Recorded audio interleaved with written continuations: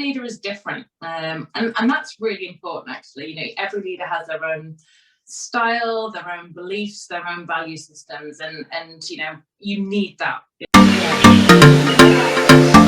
Thank you, everybody.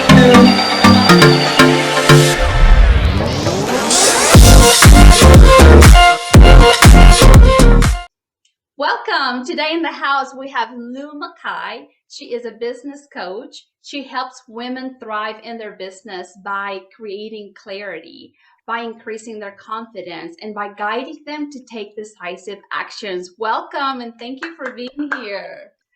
Thank you. It's lovely to see you, Paula. So, please share with us a little bit about your background. Yeah, sure. So, well, thank you for the introduction. That was great. So my name's Lou. I'm the founder of Luminary Business Coaching. A little bit about me. So I'm married. I have a 1-year-old daughter. I love to travel. I love being outdoors. I'm really into keeping fit, and I exercise most days.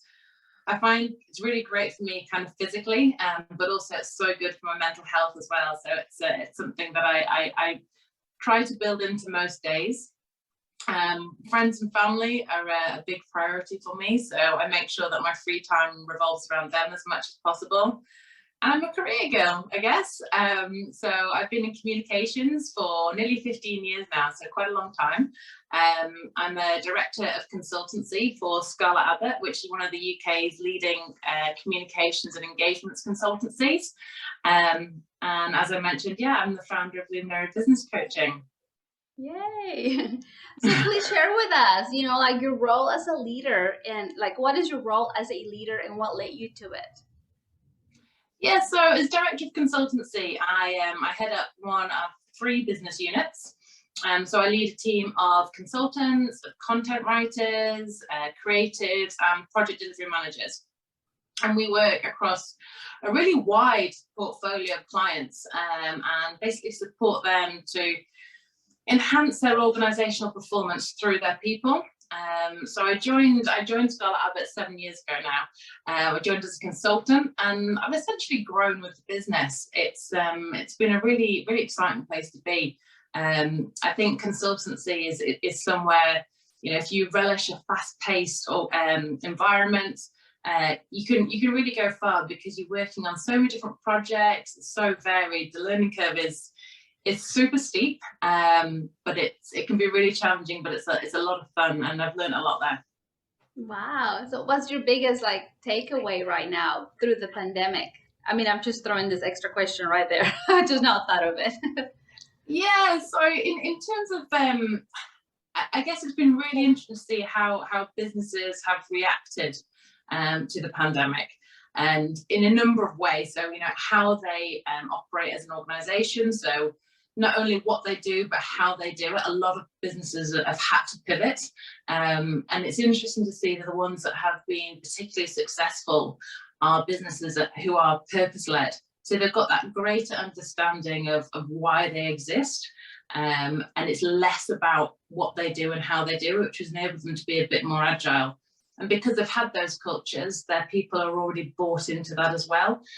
So I think that's been certainly really, really down. I've always been a big believer in kind of having a purpose-led organisation, but seeing how people have been able to react to a pandemic if they are purpose-led has been really, really insightful. Yeah, that's beautiful, right? Whenever you have that purpose, that cause, it's like, okay, the environment is changing, but the cause continues. The purpose to serve is there. So let's figure out a new route or new way of how we can continue to serve others with this purpose. So that's beautiful. What are values, the most important values that you practice as a leader?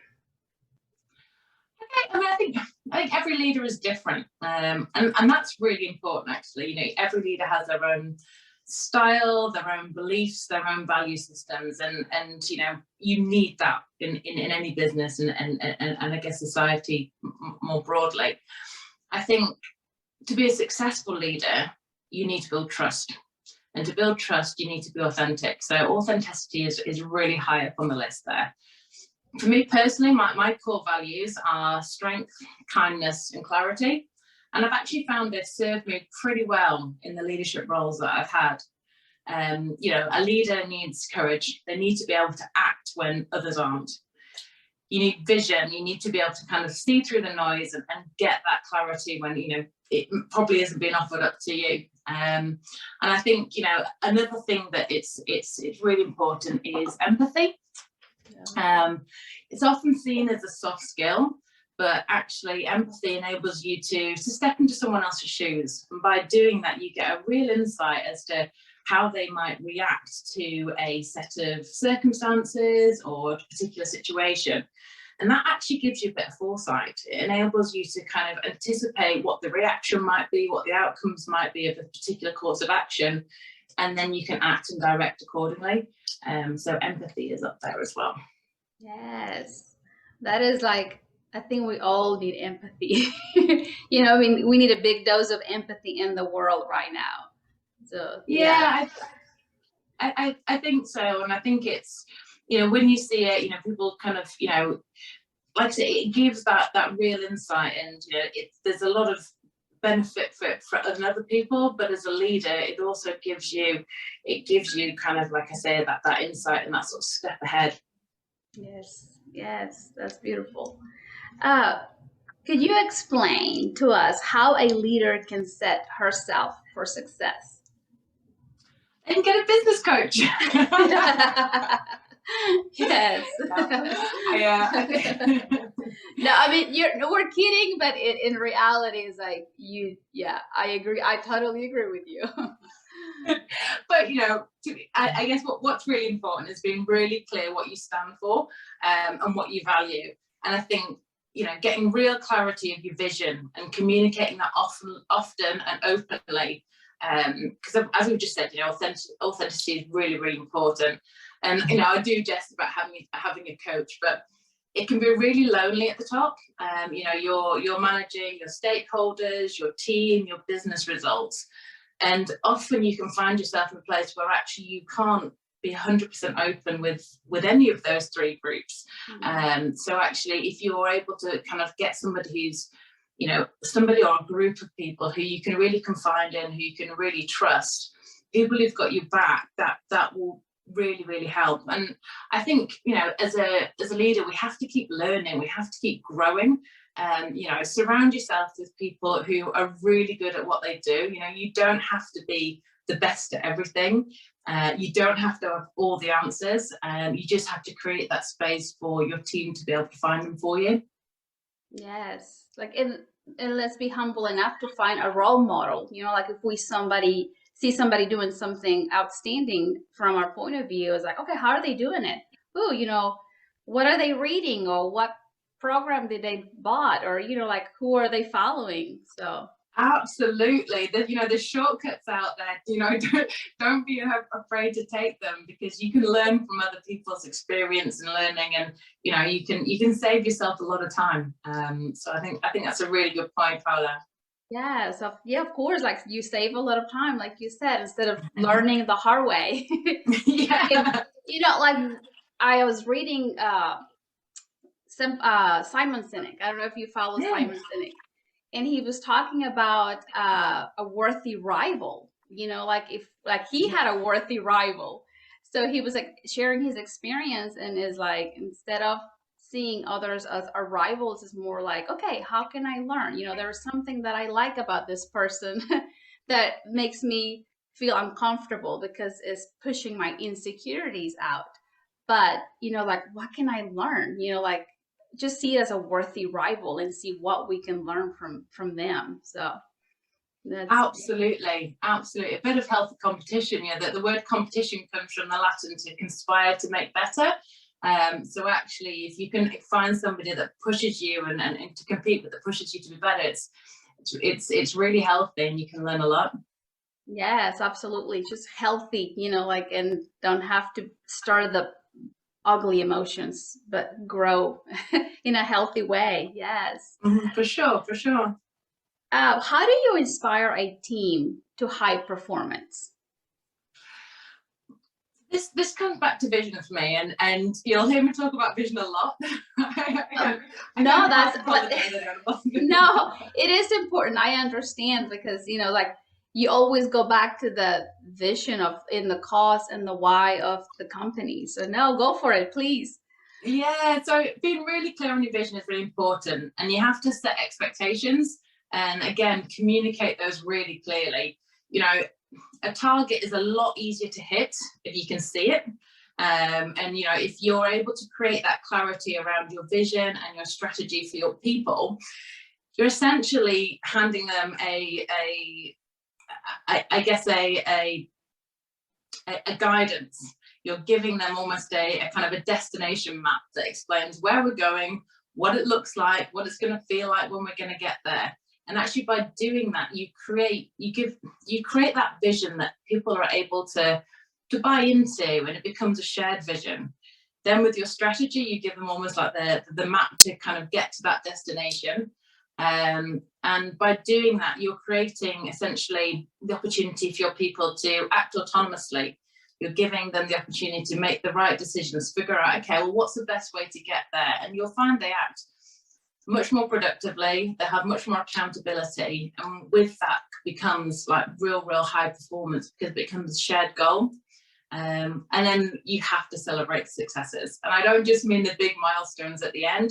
You really have to kind of make sure that you're rewarding that progress along the way, the little wins, the times where actually the outcome wasn't quite what you're looking for, but the behaviors and the the hopes behind it were absolutely spot on. So it's being a really kind of making sure that you're setting clear where you're going and celebrating all the points along the journey. Of course, yeah. Sometimes we forget to celebrate ourselves, right? So yeah, like what I'm learning through neuroencoding is like the more we celebrate, even if it's just a pat, on the back or just a high five, you're teaching your brain to do more of it. And absolutely, you're programming that those behaviors deliver a really positive outcome. So yeah, I think it's hugely important. I think we all, as individuals, as teams, you hit plateaus. And when you hit the plateau, it becomes really easy to forget all of the progress you've already made. Actually stopping to kind of reflect on that, remind yourself of it, really can set you forward and give you that burst that you need to push past that plateau and go for the next summit. Yeah, that's beautiful. Yes, because we all hit that plateau where we're like, okay, well, we feel lost for a little bit, but it's only it's just like you said, just to recenter, to align and look back at what we have accomplished and continue to move forward. So yeah. Yes. See, and that's where, understanding the why behind that vision is really important as well, because that can be the real motivating factor. It's one thing knowing where you're going, but knowing why, that's what will help dig you out when you're feeling you're having the rough days, or you've had the bad news, or whatever those things are. If you can get really clear and remind yourself what that compelling future looks like, that's where you really start to make those strides forward, and it will push you through some of the tougher days. Yes, that's why you said remind them the vision. Like this is what we are working for. This is who we're benefiting. Yeah. Yes, so I agree with you. Let's remind ourselves and our team the mission of the project, the mission of the company. So, yay! What has been your biggest challenge as a leader? So for me, I think it's self-doubt. I think it's, we all question our own ability. I've struggled with imposter syndrome for longer than I even care to think about, to be honest. And, when you first move into a leadership role, or perhaps you take that next step up as a leader, your team's getting bigger, your responsibilities are getting larger, your targets are, increasing. Almost every step of those, it can be quite easy for those doubts to start creeping in. Am I the right person for the job? Could someone else be doing it better? And that can start to manifest a little bit. Actually, I remember someone someone said something to me. It was way back earlier in my career. I'd been offered a role working for the CEO of Nestle in the UK, and I was having complete like, oh my goodness, could this isn't the right role for me? Why on earth did they offer this to me? And she said to me, if not you, who? And if not now, why? And actually it was a really good thing for me. It made you stop and think, if it's not me, who should it be? And actually, when you get really kind of sort of logical about that, it brings you back to the right answer. And if not now, when? Actually, again, now is usually the best time to do most things. So that's been really helpful for me. And lean on your peers. Find those people that you can trust. When it's peers, chances are you're having similar challenges within the business. When it's stuff that you just need that person to confide and have those people in your sort of back pocket that you can really trust as well. And also seek out regular feedback. I think that's really helpful for, when you're suffering with self-doubt. It can be hard to ask for because you're worried about what's going to come back. But if you're disciplined enough to ask for it, actually that can be a time when you do get that feedback, and really listen to it, because you'll find there's a lot of positives in there most of the time. That's beautiful. Yes. It's like having that love to ask for feedback. It's like, how am I doing? How can I do better? Like have that mentality where it's like, I'm going to ask for feedback so to see how I can improve, my techniques, my strategies, whatever I need to improve on. So that is beautiful. Yes. Ask for feedback and see how we can always improve. Because like Absolutely. We said a while ago, there is always room for improvement. We can always get better in one area or another. So yes, having the love and the humility, to ask feedback. How can I get better? Yeah, and actually, if you're getting some kind of constructive feedback back, then that's just so helpful, because actually, depending what you've imagined is going to be the feedback versus what you actually get. You can deal with what's real. You can't deal with wherever your brain is taking you, where there's self-doubt is creeping in. You can deal with, tough feedback, because that's much more tangible. Yes, that's beautiful. How can we find you? Where can we find you? If there is a couple of viewers here that says, hey, I want to know more about her. I want to see what she does, what she has done. How can she help me? Where can we find you? Cool. Well, I'm on LinkedIn, like most people. So Lou McKay on LinkedIn, or you can check out my website, which is luminarybusinesscoaching.co.uk. Okay, I'll make sure to write it on the description as well. That's brilliant, Paula. Thank you. You're welcome. So before you go, please share with us, a message, an advice, anything that can help us to create a brighter future. You know what I'm going to say, don't you? Yep. No, I think, to get a brighter future, it comes back to know what that target is, right? So that you can hit it. But be really clear on what's important to you. Figure out, what's going to make you happy, and get really, really detailed about it. Because if you can, down to the fact of, what does my day look like? What does my morning routine like? Do I get up and do I do yoga in the morning? Do I get up and actually I get the chance to take the kids to school? What does your day look like? Who are you speaking to? What tasks are you doing on a daily basis? Get really visceral about it. Because actually, if you can get that clarity, you can build a strategy to deliver it for you. And you imagine yourself a year from now. What does a great year look like? What have you had to do to achieve it? Because once you know that, you can do anything. Yes. Thank you very much for your time, for your information, for your wisdom. High five. Thank you, everybody that is here listening to us. I hope you find a word, a phrase, an aha moment that can help you implement it into your life and create a brighter future. Blessings to you all. Bye-bye. Thank you, Paula.